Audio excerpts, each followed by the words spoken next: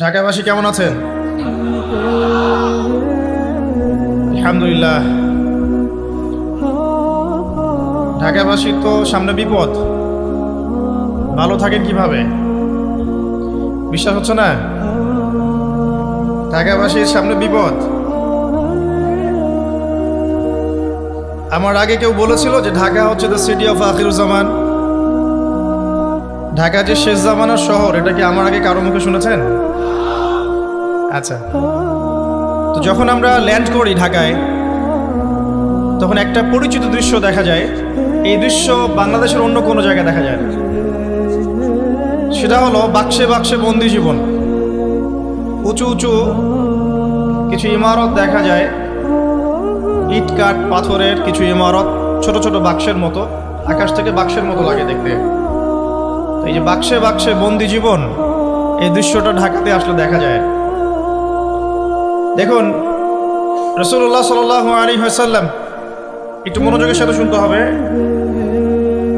কেন বিপদ আর কেন আমরা যখন আমরা ল্যান্ড করি তখন কি দেখি?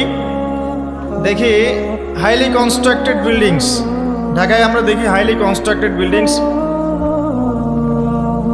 আজকে থেকে 200 বছর আগে এমন দৃশ্য কেউ দেখেছে কিনা আমার জানা নাই, তবে একটা হাদিস থেকে আমি আলোচনা শুরু করি, তাহলে বুঝতে পারবেন। নবী সাল্লাল্লাহু আলাইহি ওয়াসাল্লাম মসজিদে বসে আছেন, মসজিদের মধ্যে, নববীর মধ্যে, এবং হাদিসটা তার ইন্তেকালের অল্প কিছুদিন আগের হাদিস। এটা প্রারম্ভিক সময়ের হাদিস নয়, শেষের দিকের হাদিস। কোরআনের যেমন শানে নজুল আছে, হাদিসেরও কিন্তু শানে নজুল আছে, ঠিক আছে? কোরআনের যেমন শানে নজুল আছে, এক একটা আয়াত এক একটা প্রেক্ষাপট এসেছে, নাজিল হয়েছে, ঠিক একইভাবে হাদিসেরও কিন্তু শানে নজুল আছে। নবী সাল্লাল্লাহু আলাইহি ওয়াসাল্লামের জীবনের শেষের দিকের হাদিস এটা। তিনি মসজিদে বসে আছেন, একজন ব্যক্তি মসজিদে প্রবেশ করলেন, শুভ্র সাদা কাপড় পরিহিত, ধবধবে সাদা, অতি উত্তম কাপড়, পরিচ্ছন্ন, প্রবেশ করলেন এবং রাসূল সাল্লাল্লাহু আলাইহি ওয়াসাল্লামের হাঁটুর সাথে হাঁটু লাগিয়ে বসলেন। ঠিক আমরা যেমন আত্তাহিয়াতু পড়ার সময় যেভাবে বসি নামাজে, এভাবে। আমার কথা কি বুঝতে পারছেন? আচ্ছা, এবার নবী সাল্লাল্লাহু আলাইহি ওয়াসাল্লামকে তিনি ব্যাক টু ব্যাক 4টা প্রশ্ন করছেন। এক নম্বর বলছেন, ইয়া মুহাম্মদ, হে মুহাম্মদ সাল্লাল্লাহু আলাইহি ওয়াসাল্লাম, আখবিরনি আনিল ইসলাম, আমাকে ইসলাম সম্পর্কে বলুন। নবীজি বললেন, ইসলাম হচ্ছে কালিমা, আল্লাহ এক সাক্ষ্য দেয়া, নবী মুহাম্মদ সাল্লাল্লাহু আলাইহি ওয়াসাল্লামকে সর্বশেষ রাসূল সাক্ষ্য দেয়া, সালাত কায়েম করা, যাকাত দেয়া, রমাদান মাসে সওম রাখা এবং সামর্থ্য হলে হজ করা, এই হলো ইসলাম। তিনি বললেন, সাদাকতা, আপনি সত্য বলেছেন। ওমর রাদিয়াল্লাহু আনহু বলছেন, ফাআজিবনা লাহু ইয়াসআলুহু ওয়া ইউসাদ্দিকু, আমরা তার প্রশ্ন শুনে অবাক হয়ে গেলাম। সে নিজেই প্রশ্ন করছে, নিজেই আবার সত্যায়ন করছে।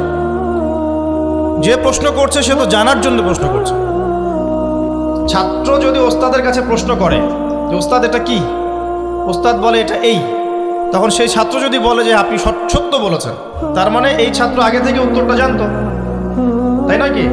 তার মানে এই প্রশ্ন করে আগে থেকেই জানে যে উত্তরটা কি হবে। তো দ্বিতীয় প্রশ্ন করছেন তিনি, বলছেন, আখবিরনি আনিল ঈমান, ঈমান কি, আমাকে ঈমান সম্পর্কে বলুন। নবী সাল্লাল্লাহু আলাইহি ওয়াসাল্লাম বলছেন, ঈমান হচ্ছে 6টা বিষয় বিশ্বাস করা। তুমিনা বিল্লাহ, আল্লাহ বিশ্বাস করবে, ওয়া মালাইকাতিহি, তার ফেরেশতা মণ্ডলীর প্রতি, ওয়া কুতুবিহি, তার সমস্ত আসমানি কিতাবের প্রতি, ওয়া রুসুলিহি, তার সমস্ত রাসূলগণের প্রতি, ওয়াল ইয়াউমিল আখির, পরকালের প্রতি, ওয়াল কদরি খাইরি ওয়া শাররি, তাকদীরের ভালো মন্দের প্রতি। এই 6টা পিলারে বিশ্বাস করলে আপনি মুমিন হলেন। প্রশ্নকারী বলছে, সাদাকতা, আপনি সত্য বলেছেন। আবারও তৃতীয় প্রশ্ন করছেন, আখবিরনি আনিল ইহসান, হে মুহাম্মদ সাল্লাল্লাহু আলাইহি ওয়াসাল্লাম, আমাকে ইহসান সম্পর্কে বলুন, ইহসান কি জিনিস? নবী সাল্লাল্লাহু আলাইহি ওয়াসাল্লাম বলছেন, ইহসান হচ্ছে আনতা আবুদাল্লাহা কাআন্নাকা তারাহ, তুমি এমনভাবে আল্লাহর ইবাদত করবে যেন তুমি আল্লাহকে দেখতে পাচ্ছ। ওয়া ইল্লাম তাকুন তারাহু ফাইন্নাহু ইয়ারাক, যদি তুমি আল্লাহকে দেখতে না পারো, জেনে রাখবে আল্লাহ ঠিকই তোমাকে দেখছেন। এই আল্লাহ কনসিয়াসনেসের নাম হচ্ছে ইহসান। কি নাম? ইহসান। ইসলামের ভিত্তি পেলাম 5টা, ইমানের কয়টা পেলাম? 6টা, আর ইহসানের ব্যাখ্যা কি পেলাম? আল্লাহ কনসিয়াসনেস, মানে আল্লাহকে হাজির নাজির জেনে ইবাদত করা। কেউ যদি আল্লাহকে হাজির নাজির জেনে ইবাদত করে, সে কিন্তু পাপ করতে পারবে না, তার নামাজে মনোযোগ কিন্তু ডানে বামে যাবে না ইনশাআল্লাহ। তো তিনি বললেন, সত্য বলেছেন আপনি।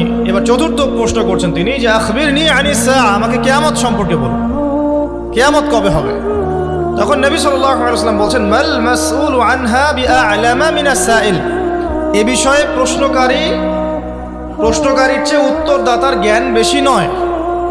এ বিষয়ে প্রশ্নকারীর চাইতে উত্তরদাতার জ্ঞান বেশি নয়, মানে কেউই জানে না কিয়ামত এক্স্যাক্টলি কবে হবে। তখন প্রশ্নকারী থেমে যাচ্ছেন না, প্রশ্নকারী আবার প্রশ্ন করছেন, 5 নম্বর প্রশ্ন, যে ফাখবিরনি আন আমারাতিহা, তাহলে আমাকে কিছু আলামত বলেন কিয়ামতে কিছু আলামত বলেন। নবী সাল্লাল্লাহু আলাইহি ওয়াসাল্লাম অনেক আলামত বলতে পারতেন কিন্তু, এবং তিনি বলেছেনও, সারা জীবনে তিনি অসংখ্য আলামত বলেছেন। এবং আলামতগুলোকে 2 ভাগে ভাগ করা যায়, এগুলো বড় এবং কিছুগুলো হচ্ছে ছোট। যদিও বা সবগুলোই আলামত, তবে এটা হচ্ছে ফিকহের বিষয়, উসুলের বিষয়ের মধ্যে আমরা নিয়ে আসতে পারি যে বড় ছোট ভাগ করা যাচ্ছে, আলেম ওলামারা ভাগ করছেন। যাই হোক, 10টা বড় বড় আলামতের কথা বলা হয়েছে। এই 10টা না আসা পর্যন্ত কিয়ামত হবে না। মসিহুদ দাজ্জালের আগমন, নবী ঈসা ইবনে মারইয়ামের আগমন, ইয়াজুজ আর মাজুজ, দাব্বাতুল আরদ, জমিন থেকে প্রাণী বের হবে, ইয়েমেনের আগুন, 3টা বড় বড় ভূমিকম্প, পশ্চিম দিক থেকে সূর্যোদয়, এরকম 10টা আলামত বলা হয়েছে। এগুলো না হওয়া পর্যন্ত কিয়ামত হবে না। এগুলো এখনো হয়নি, এগুলোর কোনোটাই এখনো আসেনি। এগুলো বাদ দিয়ে যেগুলো আলামত সুগরা আমরা বলছি, ছোট ছোট, এগুলোর ম্যাক্সিমাম প্রায় 99% আমরা এখন দেখতে পারি। তবে দেখার জন্য চোখ লাগবে, আর চোখ বলতে শুধু বাইরের চোখকে বোঝাচ্ছি না, হৃদয়ের কলবে কি লাগবে?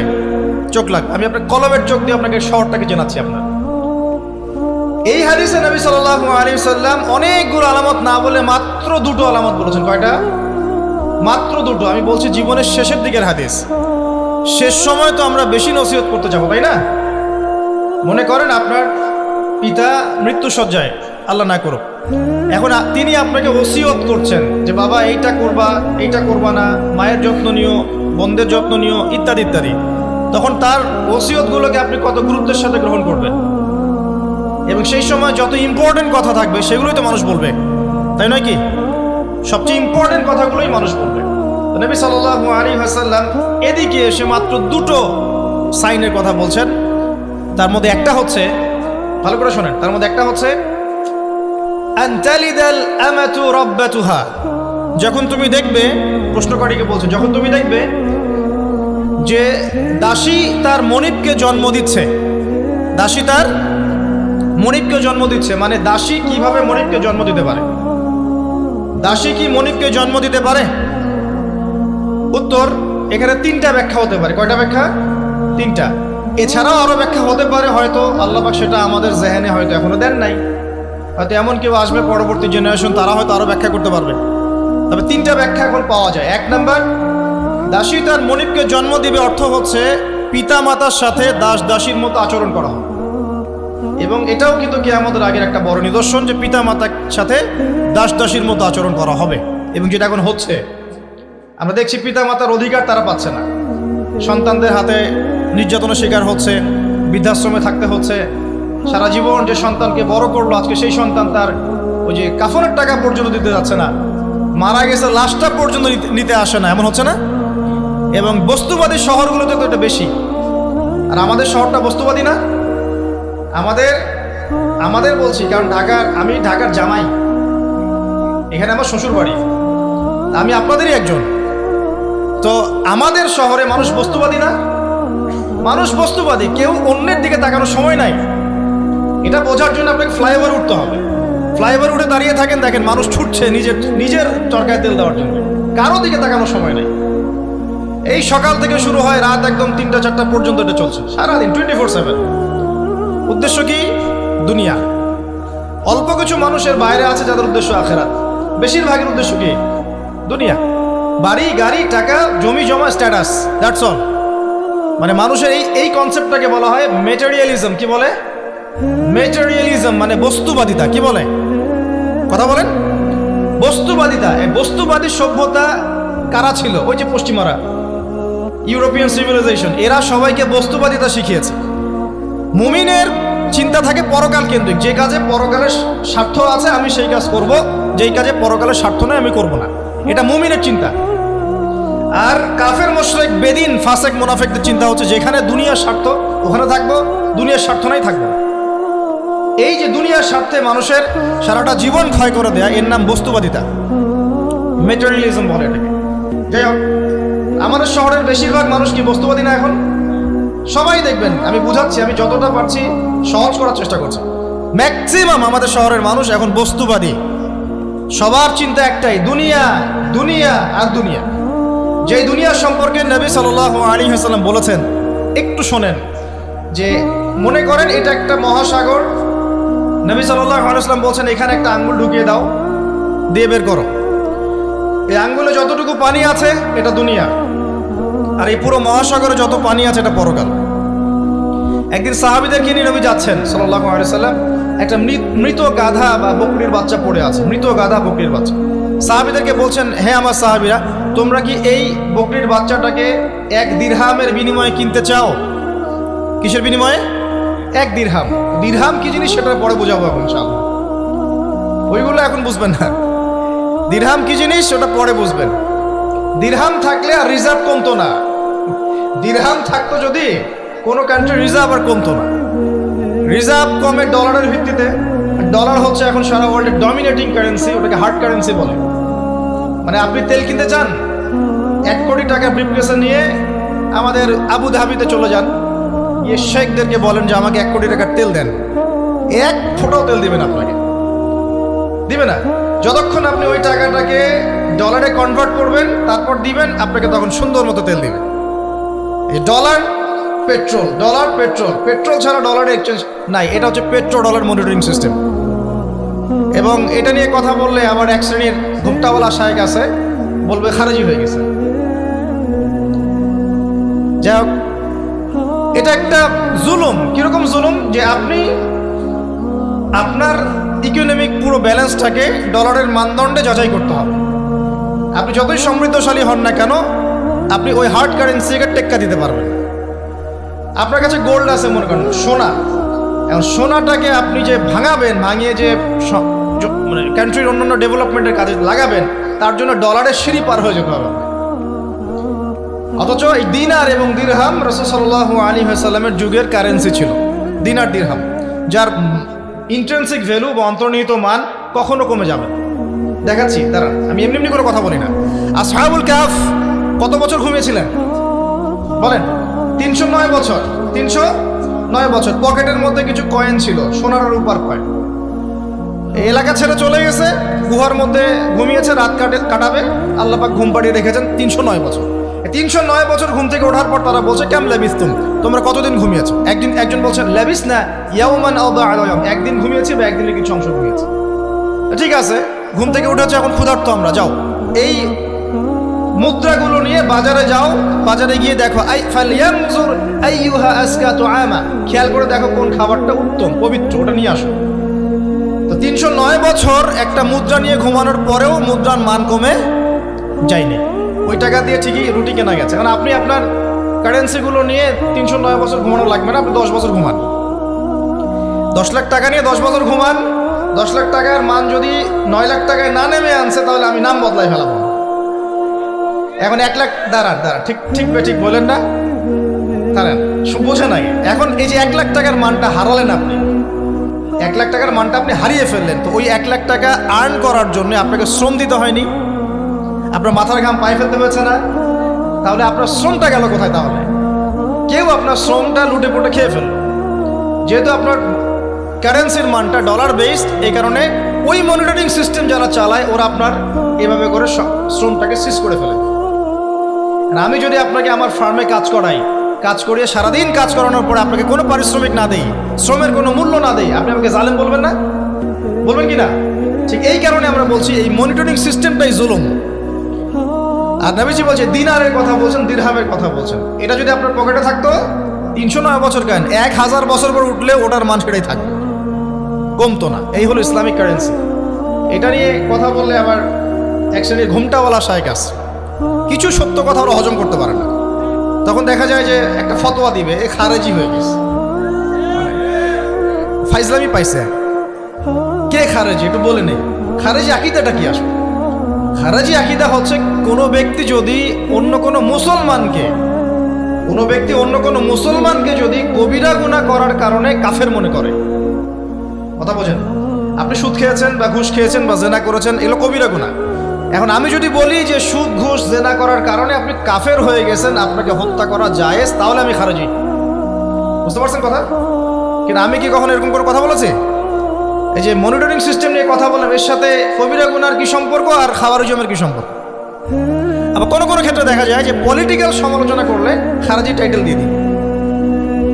ওই যে বললাম, আমাদের শেখদের কাছে যান মিডল ইস্টের, গিয়ে আপনি দেন, টাকা দেন, তেল দিবে না, ডলার না দিলে বলবো এই যে এন্টি মিডল ইস্ট কথা বলেছে, অতএব সে খারিজ হয়ে গেছে। আর আমি আপনাকে একটা এক্সাম্পল দিই, শোনেন, বোঝেন কথাগুলো, বোঝেন। ইয়াজিদের নাম শুনেছেন? ইয়াজিদ ভালো শাসক ছিল না, খারাপ শাসক ছিল। তার আমলে হুসাইন রাদিয়াল্লাহু আনহু শাহাদাতের ঘটনা ঘটেছে, হাররার যুদ্ধ ঘটেছে, সে মদিনা আক্রমণ করেছে, মক্কাও আক্রমণ করেছে, ম্যাসাকার করেছে। বহু সাহাবী তার এই শাসন মেনে নেয় নাই। তার মধ্যে একজন হচ্ছে আব্দুল্লাহ বিন জুবাইর রাদিয়াল্লাহু আনহু, জুবাইর ইবনে আওয়াম রাদিয়াল্লাহু আনহু ছেলে। তার অনুসারী অনেক সাহাবী ছিলেন। আর আমাকে বলেন, ইয়াজিদ যখন মক্কা মদিনা আক্রমণ করছিল, বা তার সেনাবাহিনীরা যখন ইমাম হুসাইনকে কারবালার প্রান্তরে শাহাদত দিচ্ছে বা আক্রমণ করছে তার সপরিবারে, এখন যে সাহাবীরা তার বিরুদ্ধে একটু অবস্থান নিয়েছে, এই সবগুলো সাহাবী কি কাফের হয়ে গেছে, তাগুত হয়ে গেছে আর খারেজি হয়ে গেছিল নাকি? তারা কি ইয়াজিদের অন্যায়ের প্রতিবাদ করার কারণে খারেজি হয়ে গেছিল নাকি?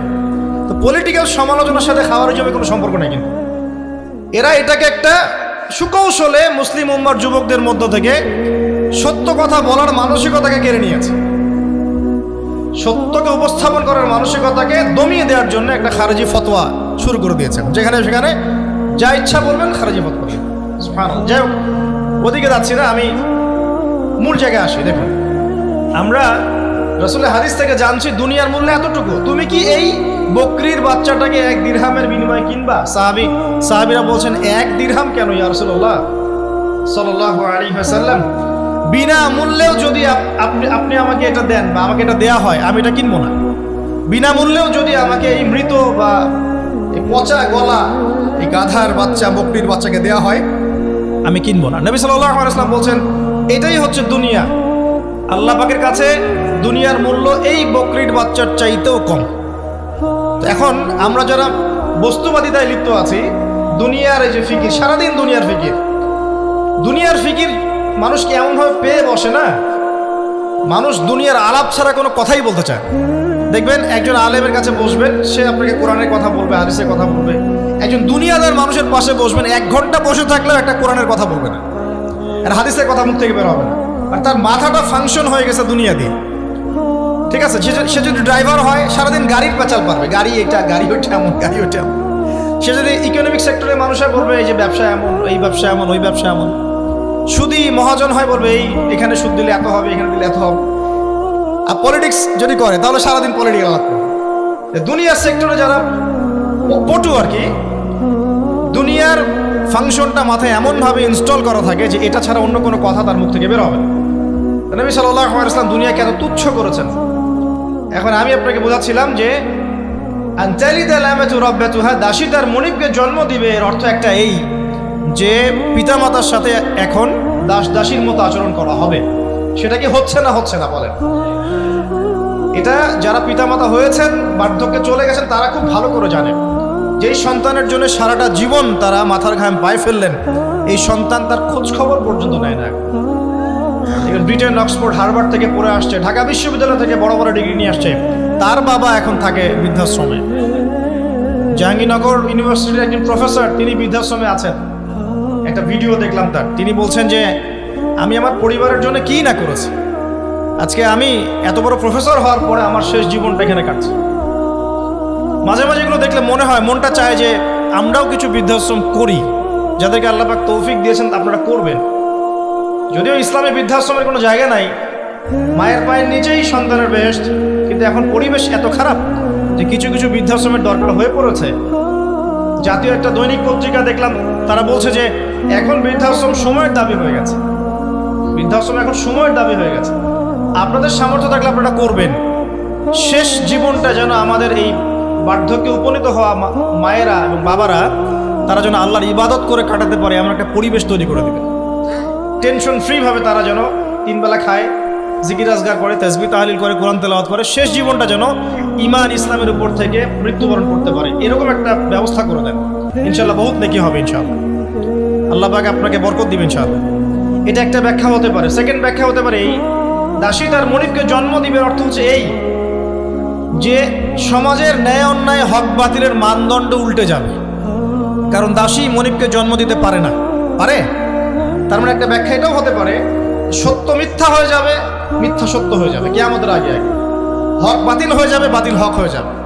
ঠিক এটা অন্যান্য হাদিসে এসেছে, সত্যবাদীকে বলা হবে মিথ্যাবাদী, মিথ্যাবাদীকে বলা হবে পরম সত্যবাদী। যে ব্যক্তি আমানতদার তাকে বলা হবে খেয়ানতকারী, যে খেয়ানতকারী তাকে বলা হবে পরম আমানতদার। এটা হচ্ছে না এখন আমাদের এই বিজি শহরগুলোতে, এটা হচ্ছে না। আমাদের এখানে বিশ্বাসটা এতই কমে গেছে, দেখবেন কোনো মানুষ যদি সেধে কাউকে খাওয়ায়, আসেন হোটেলে বসেন খান, সন্দেহের চোখে তাকাবে যে না জানি আমাকে কি খাওয়াই দিল, আমাকে খাওয়ায় আবার কি লুটপাট করে, তাই না? দেখেন আমাদের শহর থেকে বিশ্বাসটা কমে গেছে না। একটা বন্ধন টিকে থাকে বিশ্বাসের উপরে। আমি বলি যে একটা সম্পর্ক শুধুমাত্র ভালোবাসার ভিত্তিতে টিকে থাকে না, ভালোবাসার চেয়ে বড় জিনিস হচ্ছে বিশ্বাস।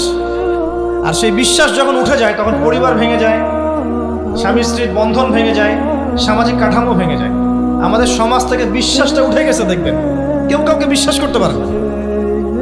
হ্যাঁ, তো এই যে বস্তুবাদিতা আমাদের বিশ্বাসটাকে নষ্ট করে ফেলে। খেয়াল করে দেখেন, এই রাত্রেবেলা গাড়ি নিয়ে যাবেন, রাস্তায় যদি কেউ দাঁড়িয়ে থাকে, ভাই আমি খুব বিপদে পড়েছি একটু লিফট দেন, ভয়েই দাঁড়াবো না এখানে গাড়ি নিয়ে, না জানি আবার কোন ট্র্যাপে ফেলায়, তাই না? বিশ্বাস প্রতারণার কি যুগ, কেউ কাউকে বিশ্বাস করতে পারছে না, কেউ কাউকে বিশ্বাস করতে পারছে না। স্বামী তার স্ত্রীকে বিশ্বাস করে না। এই শহরে বহু স্বামী আছে এই শহরের, স্ত্রীকে বিশ্বাস করে না, কারণ জানে যে আমি বাইরে গেলে ফোনে অনেকগুলো বেটার সাথে লাইন মারে, স্বামী খুব ভালো করে যায়। এ কারণে দেখা যায় স্বামীও বাইরে আবার কয়েকটা একাধিক ওই যে বলবো উপস্ত্রী উপপত্নী জোগাড় করে রেখে দিচ্ছে, আছে না?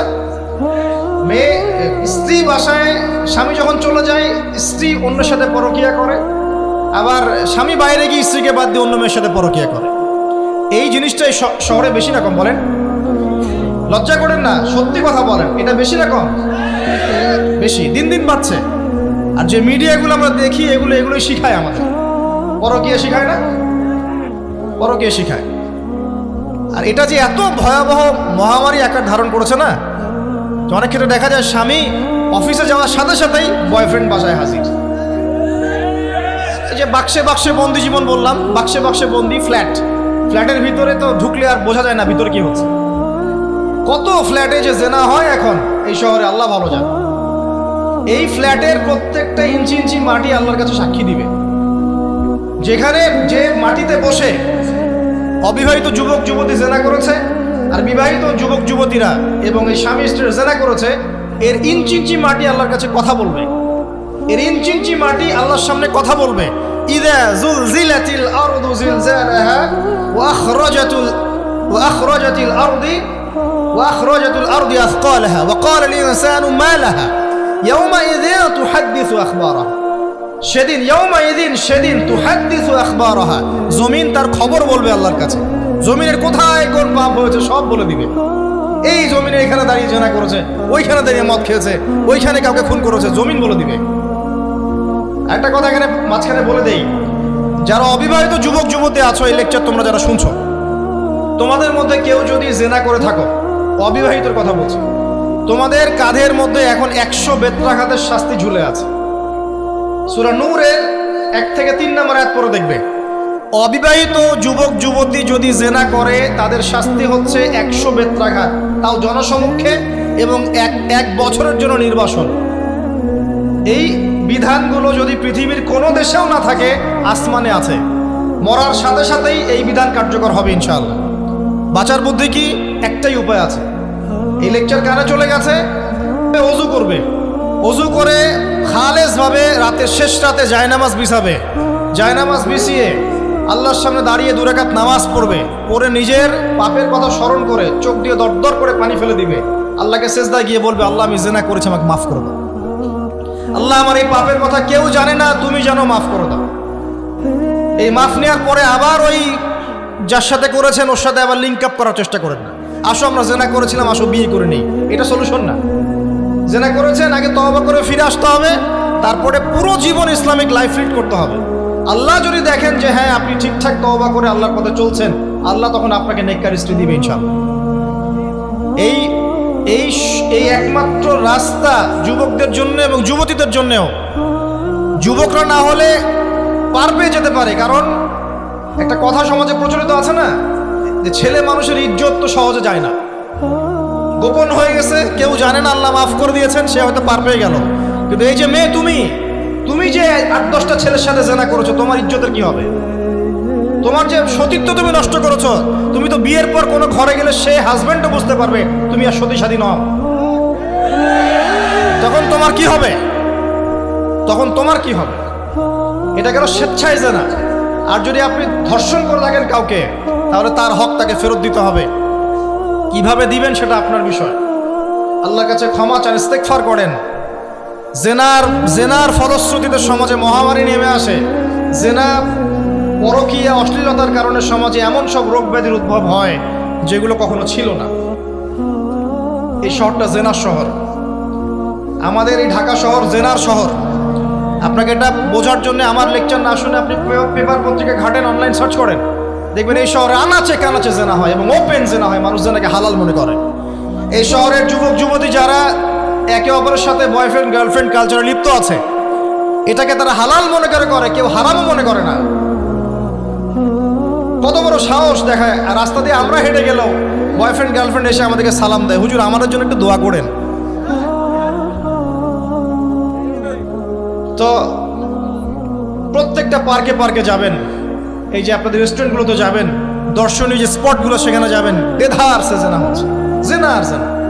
আমি এই যুগের কথাই বলছি। নবী সাল্লাল্লাহু আলাইহি ওয়াসাল্লাম বলছেন, আমাদের নবী বলছেন, আমার উম্মতের একটা অংশ, সবাই না, আমার উম্মতের একটা অংশ অবশ্যই জেনাকে হালাল করে নিবে, অবশ্যই মদকে হালাল করে নিবে, মদ পান করবে কিন্তু মদের নাম অন্য দিবে, এবং তারা গান বাজনা বাদ্যযন্ত্র নর্তকীদেরকে হালাল মনে করে নিবে। নবী সাল্লাল্লাহু আলাইহি ওয়াসাল্লাম বলেছেন, যখন সমাজে এরকম পাপ বাড়ে, তখন সমাজে এমন সব রোগ ব্যাধি আসে যা আগে কখনো ছিল না। এবং এদের ব্যাপারে নবীজি বলেছেন, একদিন সকালবেলা আল্লাহ পাক এদেরকে বানর এবং শুয়োর বানিয়ে দিবে। কিয়ামতের আগে এই ঘটনাও ঘটবে, বিকৃত হবে। ভূমিধস, ভূমিকম্প, ভূমিধস এবং আকৃতির বিকৃতি, এগুলো আযাব আসবে আল্লাহর পক্ষ থেকে। এই জেনা, এই ব্যভিচার, এই পরকীয়া, নোংরামি, অশ্লীলতার কারণে ঘরে ঘরে এগুলো বয়ফ্রেন্ড গার্লফ্রেন্ড কালচার। কেউ মনে করে না জেনা এগুলো হারাম, কেউ মনে করে না যে আমার এই যে সহপাঠী আমার গায়রে মাহরাম। এই গায়রে মাহরাম শব্দটাই নাই। কাজিন, চাচাতো বোন, মামাতো বোন, খালাতো বোন, এই যে কাজিন, এরা জেনা করছে। কি দেখা বাকি রেখেছে এই যুগে আমরা দেখছি যে নিজের মেয়ের সাথে পিতার শারীরিক সম্পর্ক। পেপার পত্রিকা পড়েন, একটু অনলাইন ঘাটেন, দেখেন কোন যুগে আছেন আপনি। সমাজের ন্যায় অন্যায় হক বাতিলের মানদণ্ডই উল্টে যাবে। মানুষ ন্যায়কে অন্যায় মনে করবে, অন্যায়গুলোকে ন্যায় মনে করে নিবে। কোনো মানদণ্ড নাই। আমাদের শহরের এই অবস্থা, শান্তিতে কিভাবে ঘুমাবেন আপনি? নিশ্চিন্তে থাকবেন কিভাবে? কখন যে আল্লাহর গজব চলে আসে।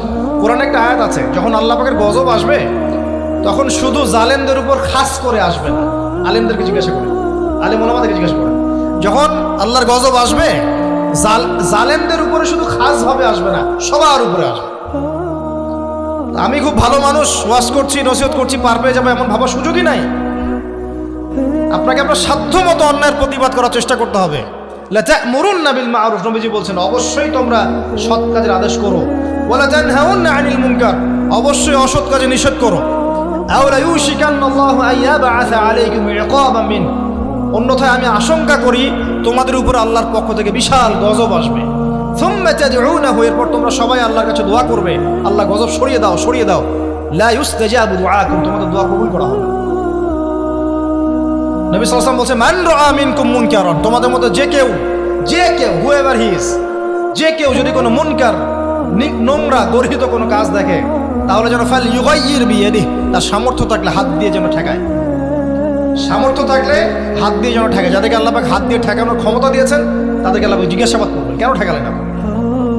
জেনার লাইসেন্স দিলে কেন, মদের লাইসেন্স দিচ্ছে কেন, ঠেকালে না কেন, তুমি অন্যায় কাজকে ঠেকালে না কেন? যদি তুমি না পারো, ইল্লাম ইয়াস্তাতি, যদি সে না পারে, তাহলে ফালইউগাইয়ির বিলিসানি, তাহলে যেন মুখ দিয়ে সেটা প্রতিবাদ করে। এই যে মুখ দিয়ে প্রতিবাদ করার ক্ষমতা আলেম ওলামার আছে, যাদের হাতের ক্ষমতা নেই মুখের ক্ষমতা আছে। সেটাও যদি না পারো, ইল্লাম ইয়াস্তাতি, সেটাতেও যদি সে সক্ষম না হয়, ফাবিকলবিহি, তাহলে যেন অন্তর দিয়ে ঘৃণাটা পর্যন্ত করে। বিযালিকা আদআফুল ঈমান, এটা হচ্ছে ঈমানের সবচেয়ে নিকৃষ্ট একটা অবস্থা, সর্বনিম্ন অবস্থা। এর নিচে ঈমানের কোনো অবস্থাই নাই। তার মানে অন্যায় দেখে আমাদের যাদের মনে কোনো ফিলিংসই কাজ করছে না, তার মানে আমাদের ঈমান নাই আসলে। সহজ কথা, ঈমানের সেই তেজ নাই আমাদের মধ্যে। আসুন, একটা ব্যাখ্যা এটাও হতে পারে সমাজে ন্যায় অন্যায় হক বাতিলের মানদণ্ড উল্টে যাবে। আরেকটা জায়গায় যাচ্ছি, তার আগে একটা কথা বলতে ভুলে গেছিলাম। এখন বিবাহিত যারা আছে, এই যে দেবর আর ভাবি, এই যে শালি আর দুলা ভাই, মধুর সম্পর্ক না এগুলা, তারা মধুর সম্পর্ক দেখা যায়। সুবহানাল্লাহ, এই যে আমার এখানে ফোন আছে না, আমাদের অফিসিয়াল পেজ আছে, অফিসিয়াল পেজে যত প্রশ্ন আসে দেখি ম্যাক্সিমাম জেনা কেন্দ্রিক, ব্যভিচার কেন্দ্রিক, পরকীয়া কেন্দ্রিক। একজন প্রশ্ন করেছে যে দুলা ভাইয়ের চরিত্র এত খারাপ ছিল, আর ওই মেয়ের বয়স তখন কম ছিল, 13 বছর বয়স। 13 বছর বয়সের মেয়ের দিকে সে চোখ দিয়েছে। যাকে বিয়ে করেছে তার সাথে তো সম্পর্ক আছেই। এটা কে? যাকে বিয়ে করেছে ওর সাথে তো সম্পর্ক আছেই। তারপরে আপনার শালির সাথে সম্পর্ক। এখন শালির সাথে তার 2 বছর ধরে সম্পর্ক করার পর সেগুলোর ভিডিও ধারণ করেছে, ধারণ করে তাকে ব্ল্যাকমেইল করছে যে যদি আমার সাথে খারাপ কাজে সে রাজি না হয় তাহলে এই ভিডিওগুলো ভাইরাল করে ফেলবে। এই যে অনলাইনের যুগ, এখন তো মানুষ নিশ্চিন্তে মানুষ যে একটা প্রাইভেট লাইফ লিড করবে সেটাও করতে পারে না। প্রাইভেট লাইফের সব কিছু রেকর্ডেড হয়ে যায়, হয় না? এটা একটা ফিতনা, মহা ফিতনা। এখন সে রেকর্ড করেছে, এইভাবে ব্ল্যাকমেইল করে এই শালীর সতীত্ব নষ্ট করবে। 1 বছর 2 বছর না, 3 বছর ধরে। এখন এই মেয়ে প্রশ্ন করছে পেজের মধ্যে যে এখন তার মানসিক অবস্থা এতই খারাপ, সে জিজ্ঞাসা করছে আমি যদি আত্মহত্যা করি তাহলে আমার পাপ হবে কিনা। এই মেয়েটা যদি আপনার বোন হতো কি করতেন আপনি? আল্লাহ না করুক এই মেয়ে যদি কারো মেয়ে হতো তাহলে কি করতেন আপনি?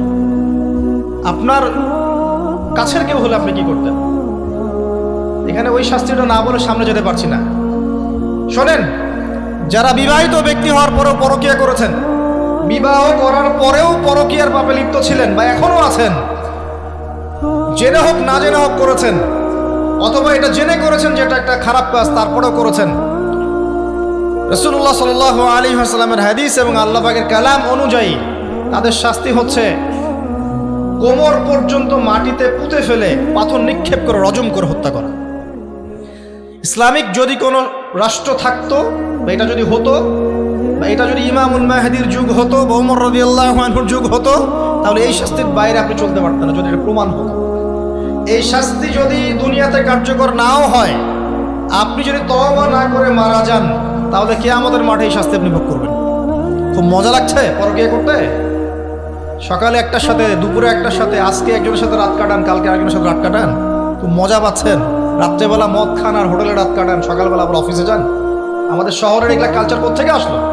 এই শহরকে পবিত্র করবে কে এবং এই শহরের আসল রূপগুলো স্পষ্ট করবে কারা? খুব মজা পাচ্ছেন এগুলোতে। সুবহানাল্লাহ। একটা বিষয় বুঝাই, ইসলামে কেসাস আছে, কেসাস। মনে করেন আমাকে কেউ হত্যা করেছে, আপনি তাকে হত্যা করতে পারেন। মনে করেন আপনি কাউকে হত্যা করেছেন, ঠিক আমাদের লজের মধ্যে কেউ যদি কাউকে হত্যা করে তাকে ফাঁসি দেওয়া হয় না, এরকমই কেউ যদি কাউকে হত্যা করে ইসলামের বিধান কেসাস করা, মানে হাতের বদলে হাত, চোখের বদলে চোখ, কানের বদলে কান, নাকের বদলে নাক, জানের বদলে জান, যদি প্রমাণ হয়। কিন্তু এখানেও হত্যাকারীর বাঁচার সুযোগ আছে। কিরকম?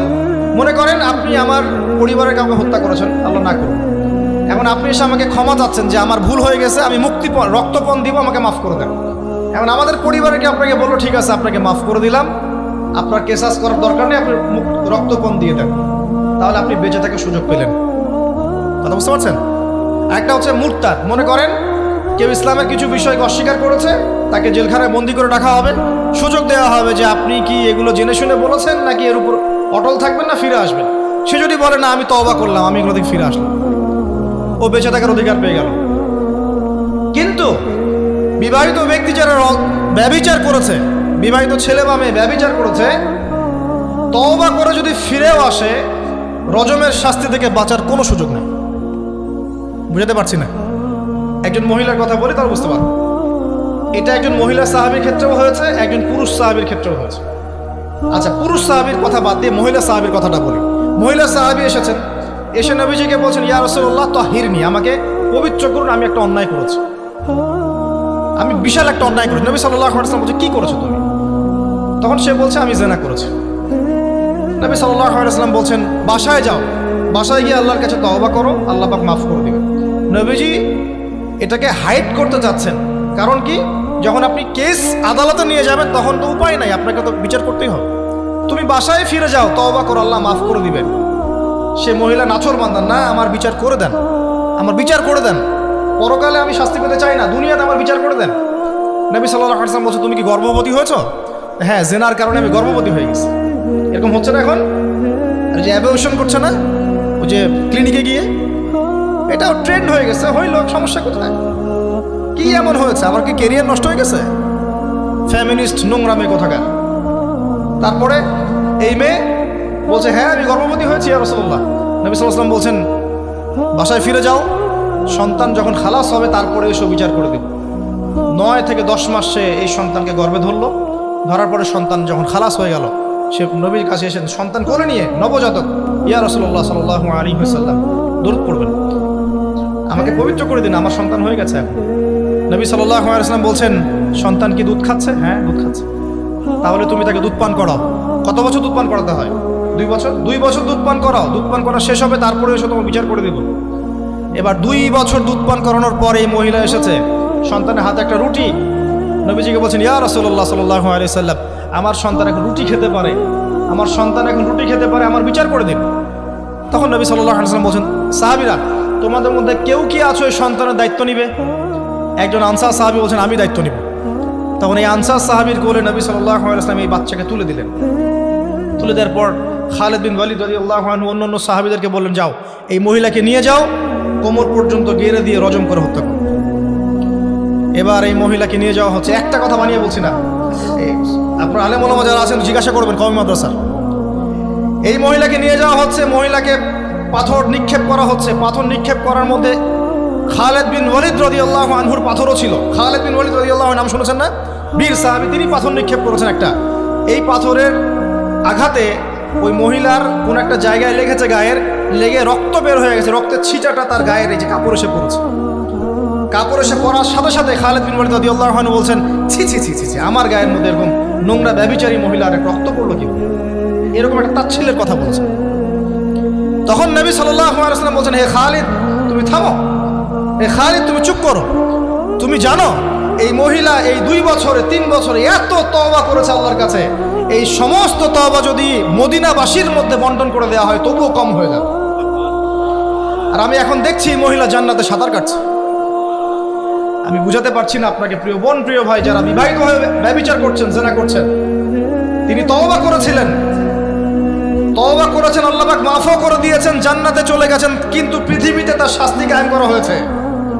বিবাহিত ব্যক্তি ব্যভিচার করে ফেললে তার পৃথিবীতে বেঁচে থাকার অধিকার সে হারিয়ে ফেলে। আর এই পাপটাকে আমাদের সমাজে এত সহজ বানিয়ে দেওয়া হয়েছে, যে যার সাথে ইচ্ছা পরকীয়া করতে পারে। মেয়েও করছে, ভাবিও করছে, শালিও করে, দুলাভাইও করে, সবাই আমরা পরকীয়া করতে যাচ্ছি। পরকীয়ার সয়লাভ বন্ধ করতে হবে, পরিবারে পর্দা কায়েম করতে হবে, অপসংস্কৃতি ঠেকিয়ে দেন, এইগুলা চ্যানেলগুলো বন্ধ করে ফেলেন বাসা থেকে। ইসলামিক সমাজ কায়েম না করতে পারলে আমাদের মা বোনরা সব নষ্ট হয়ে যাবে দিন দিন। আর পরিবারের ইজ্জত যখন চলে যায়, কোনো কিছুর বিনিময়টাকে ফিরে পাওয়া যাবে না। কেন পরকীয়া করতে গিয়েছেন? আল্লাহ, আপনার যদি এতই চাহিদা থাকে আরেকটা বিয়ে করেন না কেন? বিয়ে করতে সাহস কুলায় না নাকি?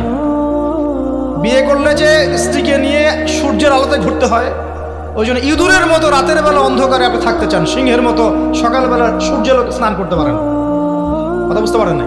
বিয়ে করলে স্ত্রীকে নিয়ে পুরুষের মতো, সুপুরুষের মতো সূর্যের আলোকে আপনি হাঁটবেন রাস্তায়, কাউকে ভয় করবেন? আপনার মতো কোনো ভয় কাজ করবে না। আর এখন আপনি ইঁদুরের মতো রাতের অন্ধকারে রাত কাটান অন্য মেয়ের ঘরে গিয়ে। এই শহরের এই মহামারীগুলো বন্ধ করতে হবে। আমি এই শহরের একজন শুভাকাঙ্ক্ষী বাসিন্দা, আমি এখানকার, আমি আমার চোখ দিয়ে যা দেখছি এটা দেখার পর চুপ থাকতে পারি না। আমরা সব জায়গায় জানা দেখছি, আর মাদক দ্রব্য দেখছি, আর পরকীয়া দেখছি। পর্নোগ্রাফির তো শেষ নাই, প্রত্যেকের ফোনে ফোনে পর্নোগ্রাফি, এভরিবডি। দেখবেন অনেক সময় মাদ্রাসার শিক্ষকের দ্বারা ছাত্র বালাৎকার হচ্ছে, হয়নি? সম্ভব কিভাবে? কারণ ওই শিক্ষক পর্নোগ্রাফিতে আসক্ত ছিল। আপনি চেক করে দেখেন, পর্নোগ্রাফিতে আসক্ত হওয়ার ফলে সে হিতাহিত জ্ঞান হারিয়ে ফেলেছে। সে বাচ্চা, ছেলে বাচ্চা না মেয়ে বাচ্চা, কিছু দেখার সময় নেই। ওই পবিত্র জানোয়ারের যে স্বভাবটা সে আর দমন করতে পারছে না। পর্নোগ্রাফি, মাদক আর ব্যভিচার, জেনা, ফ্রি মিক্সিং অবাধে আমাদের শহরে। বস্তুবাদী তো আছেই। তো এটাকে আখিরুজ্জামানের শহর বলবো নাকি আউয়ালুজ্জামানের শহর বলবো নাকি? শুধু এই শহরের সমস্যা এটা নয়, প্রত্যেক বড় বড় শহরেই সমস্যা। ইভেন এগুলো এখন গ্রামে পর্যন্ত চলে গেছে, এগুলো গ্রামেও চলে গেছে, গ্রামে আরো বেশি আছে। দেখবেন শহরের ছেলেরা তো জিন্স আর টি শার্ট পরা মেয়েদেরকে দেখে অভ্যস্ত না, এরা না একটু কন্ট্রোল করতে পারে। আর যখন একটা গ্রামের ছেলে পর্নোগ্রাফি দেখবে, সে তো আর নিজেকে কন্ট্রোল করতে পারে না। বুঝতে পারছেন না? আমাদের শপিং মলগুলোতে গেলে আমরা দেখি টি শার্ট আর গেঞ্জি পরা মেয়ে ঘুরছে, তাই না? এটা দেখতে দেখতে অভ্যস্ত আমরা, এই জন্য আমরা কন্ট্রোল করতে পারি কিছুটা হলেও, তাই না ছেলেরা? কিন্তু গ্রামের ছেলে মেয়ে যারা, তারা কিন্তু পর্ন দেখলে আর কন্ট্রোল করতে পারে না। এবং গ্রামে ধর্ষণ দিন দিন বাড়ছে, day by day, day by day. এই সমস্যাগুলো বড় বড় প্রত্যেক বিগ সিটিজ অ্যান্ড টাউনে এই সমস্যা, একই সমস্যা। এর ছড়ালো কারা? ওই পশ্চিমাদের থেকে এই সমস্ত বিশ্বে এগুলো ছড়িয়ে গেছে। এর এমন একটা সভ্যতা যারা প্রত্যেকটা পাপকে গ্লোবালাইজেশন করে দিয়েছে। সুদ খেয়েছে, সারা বিশ্বে ছড়িয়ে দিয়েছে। মদ খেয়েছে, সারা বিশ্বে ছড়িয়ে দিয়েছে। জেনা করেছে, সারা বিশ্বে ছড়িয়ে দিয়েছে। ফ্যামিলিস্ট রেভলিউশন সারা বিশ্বে ছড়িয়ে দিয়েছে। ব্যাংকিং, সুদভিত্তিক ব্যাংকিং সিস্টেম সারা বিশ্বে ছড়িয়ে দিয়েছে। প্রত্যেকটা সমস্যা দেখবেন ওখান থেকে সারা বিশ্বে ছড়িয়ে গেছে। আর আমরা মনে করি ওরাই নাকি মানবতার মুক্তির পথ দেখাবে। ওরা তো ছেলে ছেলে বিয়ে করে। যে সম্প্রদায় ছেলে ছেলে বিয়ে করে, ও আমাকে ভালো মতো শিখাবে? ওখানে তো একটা প্রত্যেক 10 মিনিটে, প্রত্যেক 10 সেকেন্ডে একটা করে মেয়ে রেপ হয় আফ্রিকান কন্টিনেন্টে। জার্মানির, আমি পর্নোগ্রাফির একটা লেকচার দিয়েছি, দেখবেন নীল দর্পণ, ওখানে সব ডিটেলস দিয়েছে। জার্মানি, ব্রিটেন বলেন, আমেরিকা বলেন, এই প্রত্যেকটা কান্ট্রির মধ্যে প্রত্যেক মিনিটেই একটা করে মেয়ে ধর্ষণের শিকার হচ্ছে। ওরা আমাকে শিখাবে নারীর স্বাধীনতা, অধিকার? আমার কাছে কোরআন এবং সুন্নাহ আছে, রাসূল আছেন, আমার কাছে আল্লাহ আছেন। এগুলোকে বাদ দিয়ে তোমার কথা শুনতে হবে আমাকে? এরা আমাদেরকে বাঁচাবে না, বরং এরা সারা বিশ্বে ইয়াজুজ মাজুজের মতো ফিতনার ফাসাদ সৃষ্টি করে বেড়াচ্ছে। আসুন, একটা ব্যাখ্যার অনেক কথা হয়ে গেল। আল্লাহর ওয়াস্তে যুবক যুবতী যারা আছো, লেকচার যাদের কানে যাবে, আজকেই জেনা থেকে তওবা করতে হবে। জেনার ধার কাছে যাওয়া যাবে। হালালভাবে বিয়ে করো। যদি তোমার খুব যৌন চাহিদা থাকে, তোমার অনেক চাহিদা, তোমার অনেক সম্পত্তি আছে, ব্যালেন্স করতে পারো, একাধিক বিয়ে করো, কি সমস্যা? পরকীয়া করতে যাচ্ছেন কি জন্য? করবেন না। আর হালাল উপার্জনের সোর্স হয়ে গেছে, অবিবাহিত থাকার দরকার নাই, বিয়ে করে ফেলেন। বিয়ে আপনার জীবনটাকে সুশৃঙ্খলতা নিয়ে আসবে। আমি গার্ডিয়ানদেরকে রিকোয়েস্ট করবো যে বিয়েটাকে সহজ করে দেন, কঠিন জটিল করেন না, জেনা বাড়তে থাকবে না। হলে যে সন্তান, যে ছেলেটাকে মেয়েটাকে ছোট মনে করছেন না, ছোট নাই, সে অলরেডি 4-5 ঘাটের পানি খেয়ে আসছে। দেখবেন, আপনারা পরিসংখ্যান দেখেন, বাংলাদেশের ইয়াং ইউথ জেনারেশন যারা আছে, এদের মধ্যে ম্যাক্সিমামই বিবাহ বহির্ভূত সম্পর্ক স্বাদ পেয়ে গেছে অলরেডি। স্কুল কলেজ পাশ করেনি, এখন পর্যন্ত যৌন সম্পর্ক করে বসে আছে। আর ছোট ছোট মেয়েগুলোকে ছোট মনে হয়, বদের হাড্ডি সবগুলো। সব জায়গায় দেখবেন এরা বেশি বদের হাড্ডি। কেন বলছি জানেন? এরা ছেলেদেরকে সিডিউস করে, ভালো মেয়ে কোথায় খুঁজে পাবেন এখন? খুব রেয়ার, খুব ডিফিকাল্ট, খুবই ডিফিকাল্ট। এমনকি আর ভিতরে কথা বলতে গেলাম না, আমার ফ্যামিলির, আমাদের স্ত্রীরা তো মাদ্রাসায় পড়েছে, পড়ে নাই? ভিতরে কথা বলতে গেলাম না, মাদ্রাসায় পড়া মেয়ে কেমন করে এগুলা কাজ করতে পারে? অতএব বিয়েটাকে সহজ করেন, জেনাটাকে বন্ধ করেন, পরকীয়ার রাস্তা বন্ধ করেন।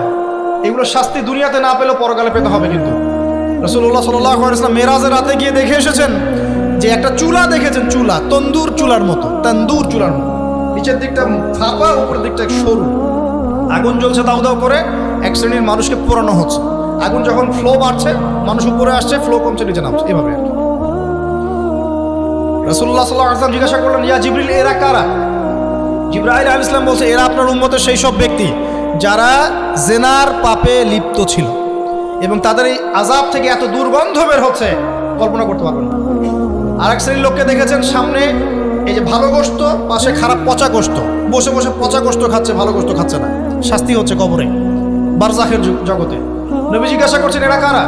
জিবরাইল আলাইহিস সালাম বলছে এরা হচ্ছে আপনার মতো সেই সব ব্যক্তি যাদের ঘরে পবিত্র স্বামী ছিল, পবিত্র স্ত্রী ছিল, তাদের সাথে সন্তুষ্ট না থেকে তারা পরকীয়া করেছে।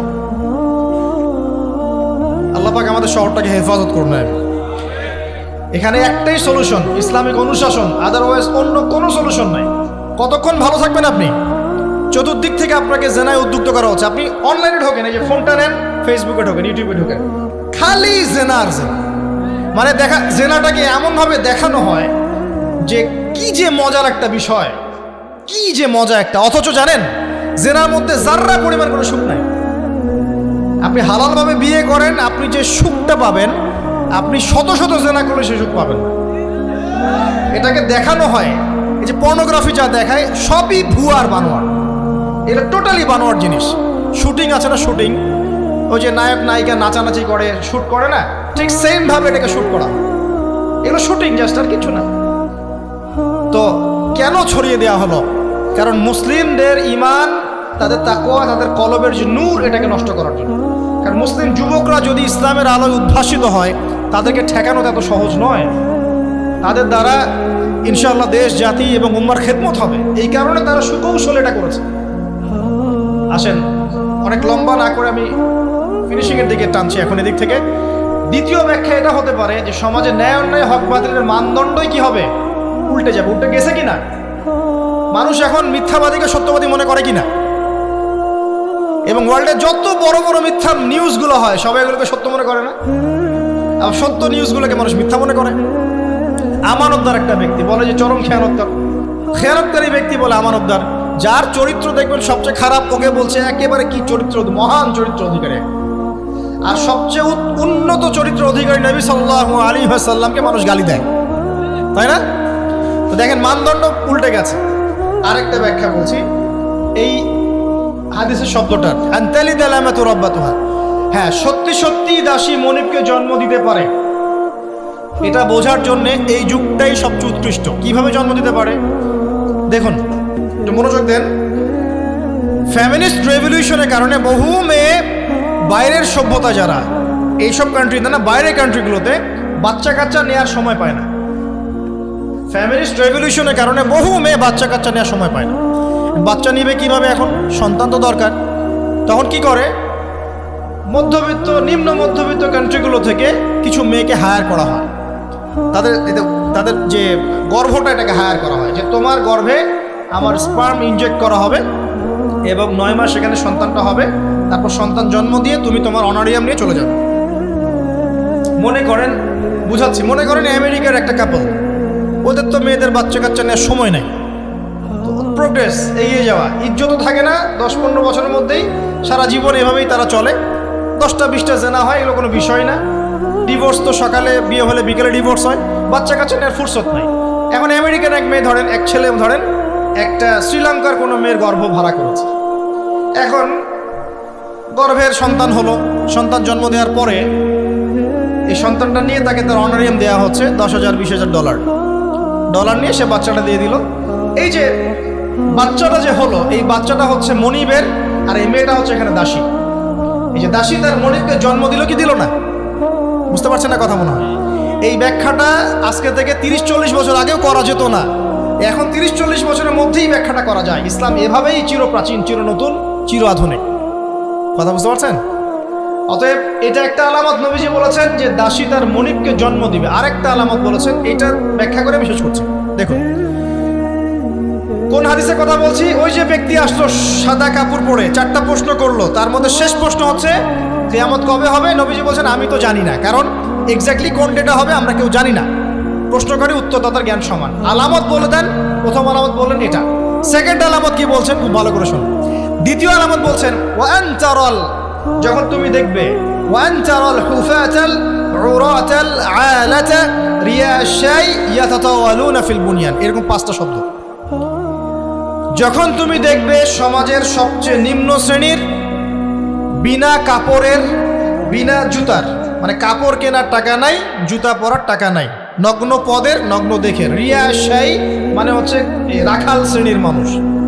এই শ্রেণীর মানুষরা যখন ইয়াতাতাওয়ালুনা ফিল বুনিয়ান, উঁচু উঁচু অট্টালিকা নির্মাণের প্রতিযোগিতা করবে, তখন তুমি কিয়ামতের অপেক্ষা করতে থাকো। জীবনের শেষের দিকের হাদিসে মাত্র দুটো আলামত, তার মধ্যে ওই একটা ব্যাখ্যা করলাম, আর এই যে একটা। এখন আপনি বলেন, বিগত 200 বছর আগের বিশ্বের দিকে তাকিয়ে দেখবেন, বড় বড় শহরগুলোতে উঁচু উঁচু বিল্ডিং নির্মাণের প্রতিযোগিতা ছিল কি না? ছিল কি না? এই ব্রিটিশ পিরিয়ডেও কি ছিল কি না? পাকিস্তান পিরিয়ডেও ছিল কি না? লাস্ট 50-100 বছর আপনি দেখবেন যে উঁচু উঁচু বিল্ডিং নির্মাণের একটা প্রতিযোগিতা চলছে, কে কার চেয়ে উঁচু করতে পারে। ঠিক এই যুগের কথাই নবীজি বলেছেন, এই যুগ যখন চোখের সামনে দেখতে পারবে, ফ্যান্টাজির সা, কে আমাদের অপেক্ষা করো। যখন আমরা উপর থেকে ল্যান্ড করি শহরে, আমরা দেখি যে ইয়াতাতাওয়ালুনা ফিল বুনিয়ান, এই উঁচু উঁচু অট্টালিকা নির্মাণের প্রতিযোগিতা চলছে বাক্সে বাক্সে বন্দি জীবনে। তো কিভাবে সম্ভব? প্রশ্ন এখন একটা আপনার কাছে আমার, কিভাবে সম্ভব? সমাজের সবচেয়ে নিম্ন শ্রেণীর মানুষ, রাখাল শ্রেণীর মানুষ, গায়ে কাপড় নাই, স্যান্ডেল নাই, কিভাবে পড়বে সে? উত্তর দেন না, কিভাবে সম্ভব? উত্তর দুটো। এক, সুদের মধ্য দিয়ে সম্ভব। সুদের মধ্য দিয়ে সম্ভব সবচেয়ে দরিদ্র মানুষের বিল্ডিং নির্মাণের প্রতিযোগিতা সম্ভব। সেকেন্ডটা হচ্ছে অন্যের সম্পদ আত্মসাৎ এবং করাপশন, এর মধ্য দিয়ে সম্ভব এটা করা। এবং এই জিনিসগুলোও শেষ জামানার আলামত। শেষ জামানার সুদ র্যাপিডলি বাড়তে থাকবে। একটা ব্যক্তি খুঁজে পাওয়া যাবে না মনে হয় যার গায়ে সুদের ছিটা ফোটা গিয়ে লাগবে না। এই যে আমি বসে আছি, মনে করছেন আমি সুদ খাই না, বা আপনি খাচ্ছেন না? আপনি না খেলেও, প্রত্যক্ষভাবে না খেলেও পরোক্ষভাবে ঠিকই খাচ্ছেন। না খেলেও আপনার গায়ে সুদের ছিটা ফোটা গিয়ে লাগছেই। এমন কোনো কান্ট্রি পৃথিবীতে নাই যেটা টোটালি সুদমুক্ত হতে পারবে এখন। IMF এর আন্ডারে আর ওয়ার্ল্ড ব্যাংকের আন্ডারে কোনো কান্ট্রি পারবে। আপনি যাই নিতে যান, চড়া সুদের লোন দিতে হবে, আর এই লোন আমাদের পকেট থেকে শোধ করতে হবে। অতএব প্রত্যক্ষভাবে না খেলেও পরোক্ষভাবে আপনি খাচ্ছেন। হয় খাচ্ছেন, নামে দিচ্ছেন, না হলে সাক্ষী থাকছেন, না হলে লিখে রাখছেন, কিছু একটা করছেন। এটা সেই জামানা। আর কি? করাপশন, অন্যের সম্পদ আত্মসাতের এই যে একটা প্রতিযোগিতা চলছে আমাদের অন্যায়ভাবে, এর মধ্য দিয়ে সম্ভব এই নিচু শ্রেণীর মানুষের অট্টালিকা নির্মাণের প্রতিযোগিতা। প্রিয় ভাইয়েরা, রাত অনেক গভীর হয়েছে, আর দীর্ঘ লম্বা করছি না, একটু কনক্লুশনের দিকে আসি, একটু মনোযোগ দেন। দেখুন, আলামাতুস সাআ নিয়ে পড়াশোনা করুন, পাশাপাশি কোরআন হাদিস পড়বেন অবশ্যই, এর পাশাপাশি ইকোনমিক্স পড়েন, ওয়ার্ল্ড অ্যাফেয়ার্স বোঝেন, হিস্ট্রি পড়েন। এগুলোকে কম্বাইন্ড করে আপনি দেখবেন যে আপনার বাহ্যিক চোখ, অভ্যন্তরীণ চোখ খুলে যাবে ইনশাআল্লাহ। আপনি বুঝতে পারবেন যে এখনকার সময় আর 100 বছর আগের সময় সেম না। এখন বহু কিছু দেখা যাচ্ছে যেগুলো আগে দেখা যেত না। আর আমরা আমাদের শহরটাকে যদি বাঁচাতে চাই, তাহলে আমাদের এই জেনার মহামারী থেকে বের হতে হবে, মাদকের মহামারী থেকে বের হতে হবে, সুদের মহামারী থেকে বের হতে হবে, অবিশ্বাস প্রতারণার এই যুগ থেকে বের হতে হবে, ব্যভিচারের যুগ থেকে বের হতে হবে। আমাদের পারিবারিক মূল্যবোধগুলো ঠিক করতে হবে, সবাইকে কোরআন সুন্নাহর জ্ঞানে জ্ঞানী হওয়ার চেষ্টা করতে হবে। মোহ থেকে আগে বের হতে হবে, দুনিয়ার মোহ থেকে বের হতে হবে। দুনিয়ার মোহটা থেকে বের হলেই সব ঠিক হয়ে যাবে ইনশাআল্লাহ। কবর, পরকাল, আখেরাত, এগুলো চিন্তা ফিকির সবসময় থাকলেই বের হতে পারবেন ইনশাআল্লাহ। শিয়ানা ধার্মিক হওয়ার দরকার নাই। ধর্ম খুব ভালো বুঝি, দুনিয়াটা আগে বুঝি, ধর্ম পরে বুঝি, প্রয়োজন নাই। এটা শিয়ানা ধার্মিক। আগে দুনিয়ার স্বার্থ ঠিক বুঝবে, তারপর পরকাল। নো, আগে পরকাল বুঝবো, তারপর দুনিয়া। যে কাজে পরকালীন স্বার্থ নাই, আমি নাই। যে কাজে পরকালীন স্বার্থ আছে, আমরা আছি ইনশাআল্লাহ। প্রত্যেক মুসলিম যুবক যুবতী, তরুণ তরুণী এবং আমাদের শ্রদ্ধেয় বড়রা যারা আছেন, সকলের প্রতি একটা আমার প্রাণ ভরা একটা নসিহাত, যে আমাদের সবাইকে আগে জ্ঞান অর্জন করতে হবে, চর্চা বাড়াতে হবে, পাশাপাশি আধ্যাত্মিকত্ব অর্জন করতে হবে, ইহসান দরকার, ইমানের আলো দরকার, ইসলামের পরিপূর্ণতা দরকার, আংশিক না, পরিপূর্ণ ইসলাম দরকার। উদখুলু ফিস সিলমি কাফা, পরিপূর্ণ রূপ। নৈতিকতার অবক্ষয় হয়েছে, এটাকে ঠিক করতে হবে। আমাদের যুবক সমাজকে মাদকের মহামারী থেকে বের করতে হবে, ওদের জন্য রিজিকের সোর্সগুলো বাড়াতে হবে। উদ্যোক্তা হয়ে যান, পড়াশোনা করে উদ্যোক্তা হয়ে যান, ব্যবসা করেন, ব্যবসায় অগ্রগামী হন, প্রয়োজনে কৃষিভিত্তিক অর্থনীতিতে যান, উদ্যোক্তা হয়ে যান। উপার্জনের সোর্স হয়ে গেছে, বিয়ে করে ফেলেন, পারিবারিক আদর্শ ঠিক করেন। পরিবারের চাল ডাল নাই, পরিবারে পর্দা যেন থাকে। পরিবারে চাল ডাল নাই, পরিবারে পর্দা থাকতে হবে। পরিবারে খাবারের সংকট আছে, থাক, পরিবারে নামাজ থাকতে হবে, তালিম থাকবে, কোরআন থাকবে, সন্তানদেরকে ইসলামিকভাবে প্রতিপালন করতে হবে। শেষ জামানার আলামতগুলো যখন দেখা যাচ্ছে, এখন আর আয়েশ করে বসে থাকার কোনো সুযোগ নাই। সর্বপ্রথম নসিহাত, পড়াশোনা করুন, বস্তুবাদিতা থেকে বেরিয়ে আসুন, ম্যাটেরিয়ালিজম থেকে বেরিয়ে আসুন, পরকালের বান্দা হয়ে যান। পরকাল ঠিক আছে, তারপর দুনিয়া ঠিক করেন। অল্পতে সন্তুষ্ট থাকার চেষ্টা করেন।